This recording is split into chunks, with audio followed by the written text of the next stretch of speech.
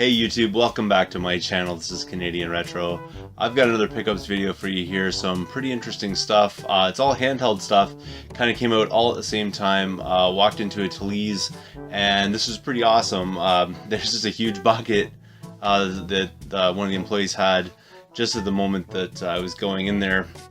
He was coming out with this and just had like a ton of like DS games in it, and Game Boy games, a couple of Game Boy games, and some GBA games, things like that. And it really looked to me like someone had, like kids or something, and they just unloaded all this stuff all at the same time. So it was pretty cool. It's a nice haul, I think, and I'll get started on this right now. To start off with, though, it had a couple of R4 cards. So everything I'm about to show you here, everything was $5 for each item, so just so you know that ahead of time. But the first thing here was an R4 card, which had a 1 gig stick in it. I thought that's pretty cool. It's for the DS, to put ROMs onto it basically, and there's a ton of ROMs already loaded onto it. It's pretty surprising. There was about like 28 games or something like that already loaded onto this one, so that's pretty cool. And then at the same time, another one, and so that's really made me suspect that this probably came from, like a family kind of thing that had a couple of kids, because the cards on them had the identical setup, like exactly the same games and everything on both of these cards. So that was pretty cool right there. I got those for $5 each. The next one here is a game that I picked up from Josh from Creeplead at the Waterloo video game swap. We made a deal that included this game here, but I picked up a loose copy of it anyways, just because I think it's a pretty awesome game. That's a legendary Starfy. So this one here is loose. The one I got from him was complete, but this was like an interesting game. And like I mentioned in the other video, I think Metal Jesus had mentioned this one and said that this was a pretty quality title. I think Josh doesn't necessarily agree with all of that, but I thought it was pretty cool that it was sitting there, so picked that one up for $5. Moving on, got a little Pokemon action here. So Pokemon Mystery Dungeon Blue Rescue Team. So that's pretty cool right there.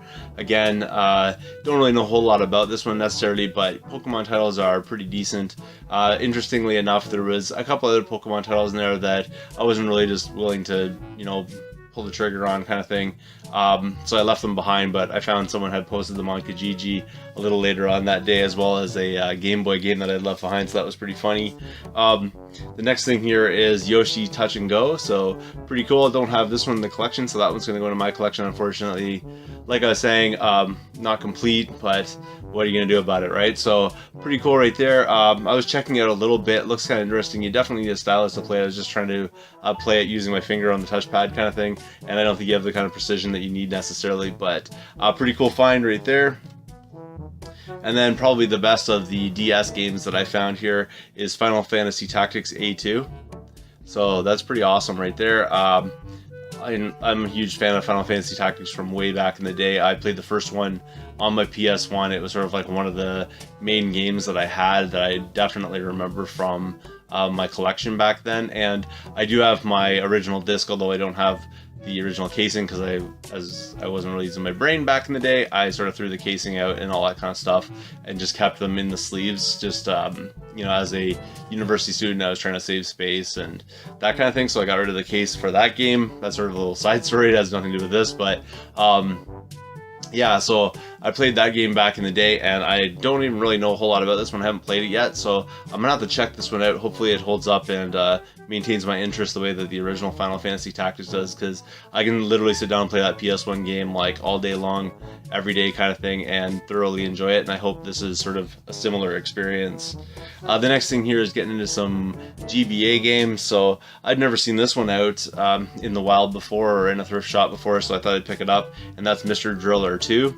Like I said, don't have it in my collection already, and surprisingly, considering my hypothesis that this all came from, a kid's collection kind of avenue, this is pretty cool right here, that it's in such great condition. So really nice shape. Hopefully you can see that there. I know it's probably like a little bit shadowy kind of thing, but there you go. This next one here is a game I already have in my collection, but still pretty cool nonetheless, and that's Kirby and the Amazing Mirror. So pretty wicked right there. I'm always going to pick up Kirby games when I see them, and this one's a pretty enjoyable game to say the least, so that's pretty awesome find, I think, for $5. And if you haven't checked it out, you definitely should, but this one here is probably going to be for sale or trade kind of idea, just to recoup a little bit. And the next one here is something that's going to be going into my collection, although this one is probably the dirtiest of the ones that were in there from all the like 60 different games that I saw sitting in there, and that's Pokemon Mystery Dungeon Red Rescue Team. So I guess Blue Rescue Team came out on the DS, might have come out on this one. Like, again, I'm not a Pokemon expert, I never claim to be. All I know about it is that people are after them, so pretty cool here. But this is Red Rescue Team on the GBA, whereas that blue one was on the DS, so don't totally know anything about that one necessarily. If you guys have played those Rescue Team games, let me know what you think about them, because like I'm saying, I don't really know a whole lot about it.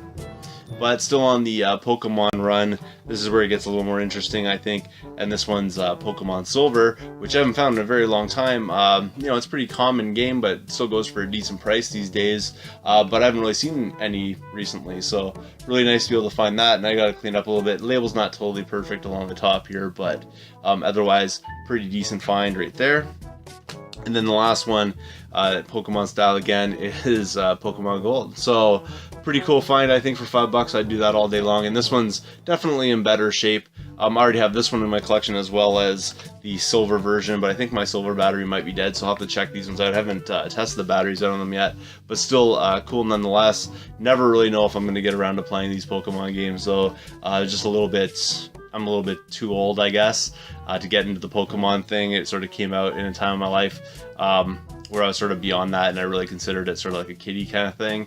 So I know a lot of you probably, you know, have a lot of reverence for Pokemon kind of things, but I think I was just a little bit older than that when it sort of came out, so never really got into it. So hopefully one day maybe I'll get some interest in them and start to play them, but still cool nonetheless, and obviously a great recouper for, you know, what I paid here. So all in all, I think it was about like 50 some odd dollars, which I thought was a pretty decent deal, especially some of the quality titles in there. Really looking forward to checking out that Final Fantasy Tactics game and see what it's all about. So that's everything I got for you this time around. Thanks again for watching. If you haven't subscribed yet, please do. And I had one more thing that I really wanted to mention here. I was just watching a video recently for McFly's 8-Bit Avenue, which if you don't know about it, or you haven't been paying attention to my videos, or you haven't listened to all the reverence that McFly's 8-Bit Avenue gets, you know, in the community on Facebook and all that kind of stuff, I think his store is having a little bit of struggling time right now, which kind of surprises me that some of you guys are still shopping on eBay when you can go to McFly's 8-Bit Avenue. Sorry, excuse me there. Go over to McFly's 8-Bit Avenue and get some really good deals. His prices are pretty amazing, and from what I've heard from everybody who's done business with him, I haven't personally bought anything from there just yet, but from people that I know that have done it, they have nothing but good things to say about it. I think you're definitely, it's worth your time kind of idea, so please go check out McFly's 8-Bit Avenue if you haven't. He said he was having a little bit of a hard time selling stuff lately and was having to consider possibly closing down the store. I wouldn't want to see that happen, because I think it's absolutely one of those like rare kind of things where you can find games on a wicked deal. And I even know that my Canadian friends who have shopped there said even with the exchange rate and even with the extra shipping and all that kind of stuff, it's still a better deal than local game stores in our area. So please go check it out. I'll put links down below like I usually do. Thanks again for watching. If you haven't subscribed yet, please do feel free to thumbs up this video, comment down below, and I will see you all later.